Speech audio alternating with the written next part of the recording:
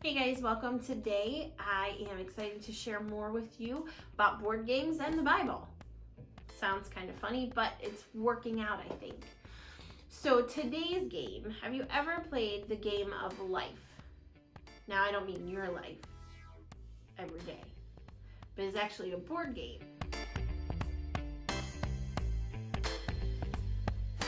I remember playing it when I was a kid and thinking it was so funny as I drove my little car around the board game, and I was probably 10, 11, something, and through the game of life you get married, you have kids, and I'm thinking it was so funny when I was 10.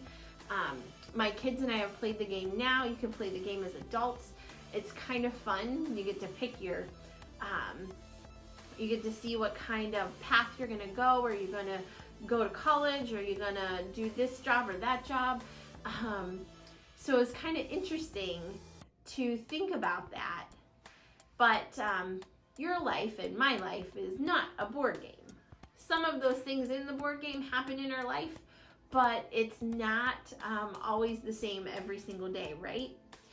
And as I was thinking about the game of life, it made me think about King Solomon and his life. And so I want to read a little bit to you about his life. And it's in 1 Kings chapter 4, and it starts at 1 Kings chapter 3, starting in verse 4, and then we'll end in verse 15. So if you'll be patient with me and listen hard, I'm going to read this to you. It said, "The king went to Gibeon to offer sacrifices, for that was the most important high place. And Solomon offered 1,000 burnt offerings on the altar. And at Gibeon, the Lord appeared to Solomon during that night in a dream. And God said, 'Ask for whatever you want to give me.'" Now think about that. What would you ask for? Would you ask for a really cool house? A great boat? An amazing vacation? Let's find out what Solomon asked God for. And it said, Solomon answered, "You have shown great kindness to your servant, my father David, because he was faithful to you and righteous and upright in heart. And you have continued this great kindness to him, and have given him a son to sit on the throne this very day. Now, O Lord my God, you made your servant king in place of my father David. But I am only a little child." Solomon became king really, really early on in life.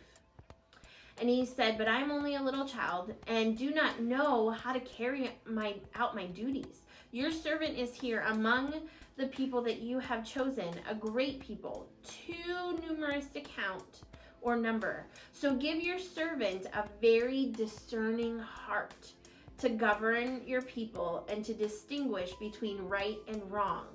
For who is able to govern this great people of yours?"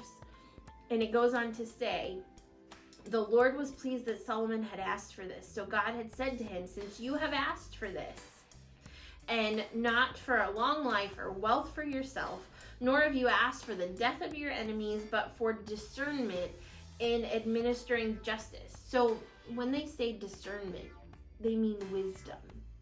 So wisdom is kind of like knowledge and application. Like, it's something amazing. And wisdom is knowing and understanding, but it comes from God. The Holy Spirit guides you and helps you to make decisions and know what's right and wrong. And discernment comes from the Lord. It comes from the Holy Spirit. So let me go on to finish. And it says, "I will do what you have asked. I will give you wise and discerning heart, so there will never have been anyone like you, nor will there ever be. Moreover, I will give you what you have not asked for, both riches and honor, so that in your lifetime you will have no equal among kings.